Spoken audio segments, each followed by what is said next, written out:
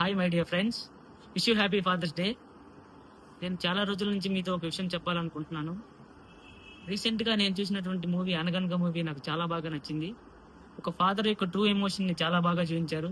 ఈ సినిమా తీసినటువంటి డైరెక్టర్ సన్నీ సంజయ్ గారికి, అదేవిధంగా ఒక ట్రూ ఎమోషన్ని క్యారీ చేసినటువంటి హీరో సుమంత్ గారికి, అదేవిధంగా చైల్డ్ ఆర్టిస్ట్ క్యారెక్టర్ చేసినటువంటి విహార్ష్ గారికి నా యాజ్ ఏ ఆడియన్ గా నా తరఫున ప్రత్యేకమైన ధన్యవాదాలు. ఈ సినిమా అనేది ఎప్పుడు కూడా ఏంటంటే లార్జర్ దన్ లైఫ్ ఉండకుండా ఒక నిజ జీవితంలో జరిగేటటువంటి సినిమాని, అదేవిధంగా ఒక ఎడ్యుకేషన్ సిస్టమ్ ఎలా ఉంది, ఆ ఎడ్యుకేషన్ సిస్టమ్ అనేది పిల్లలపై ఎటువంటి ప్రభావం చూపుతుంది అనే దాన్ని చాలా బాగా చూపించారు. ఇటువంటి ఒక genuine true emotion cinema carry చేసినందుకు ఈ టీం, అదేవిధంగా క్యాస్ట్ అండ్ క్రూ మొత్తానికి నా తరఫున ప్రత్యేకమైన ధన్యవాదాలు. సినిమా కూడా నాకు చాలా పదే నేను ఒక సీన్ లో నేను చాలా ఎమోషనల్ గా కనెక్ట్ అయ్యాను. ఎందుకంటే ఆ చిన్నపిల్లాడి వయసు చాలా తక్కువ.